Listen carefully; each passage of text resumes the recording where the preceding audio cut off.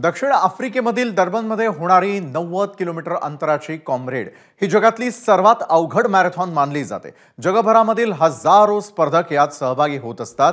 कठीण चढ उतारांनी 90 किलोमीटरचा हा खडतर मार्ग पार करण्यासाठी पुण्यामधून 40हून अधिक स्पर्धक या स्पर्धेत सहभागी होणार आहेत। या स्पर्धकांशी बातचीत केली आहे आमचे प्रतिनिधी मंदार गोंजारी यांनी। या 90 किलोमीटरच्या दक्षिण आफ्रिकेतील स्पर्धेत सहभागी होणाऱ्यांचं प्रमाण 40हून अधिक पर्यंत पोहोचलंय।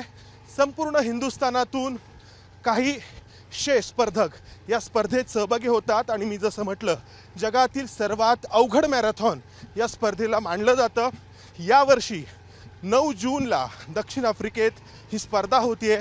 त्यासाठी हे स्पर्धक पुढच्या काही दिवसांमध्ये दक्षिण आफ्रिकेला रवाना होणार आहेत आणि त्यासाठी आधी या सगळ्यांची गेले अनेक महिने तयारी सुरू आहे।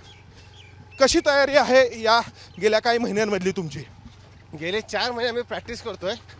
त्याला एक क्वालिफिकेशन लागतं। तुमची फुल मॅरेथॉन 4 तास 50 मिनिट व्हावं लागते, तर तुम्ही कॉम्रेड्स मॅरेथॉनसाठी प्रिपेअर होता। सो दर महिन्यात आमचा अराउंड 350-300 असं दर महिन्याचा मायलेज आहे। एन्जॉयड द ट्रेनिंग, मस्त वाटलं, फिटनेससाठी होतं आणि आता आपण भारताला रिप्रेझेंट करणार साऊथ आफ्रिकेमध्ये। त्याच्यामुळे माझी जी काही छाती असेल ते अजून 4 इंच वाढते। की एवढं सगळं का करायचं? आफ्रिकेला खर्च करून जायचं, 90 किलोमीटर पळायचं, हा लोकांच्या मनामध्ये येणारा प्रश्न आहे। उत्तर द्या। ह्या जो आनंद आहे ना तो आपण अनबिलिव्हेबल आहे।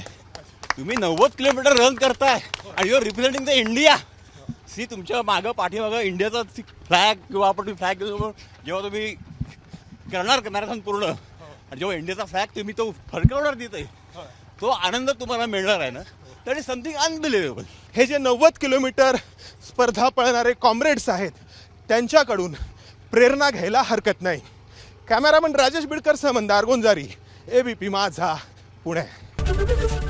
एबीपी माझा, उघडा डोळे बघा नीट।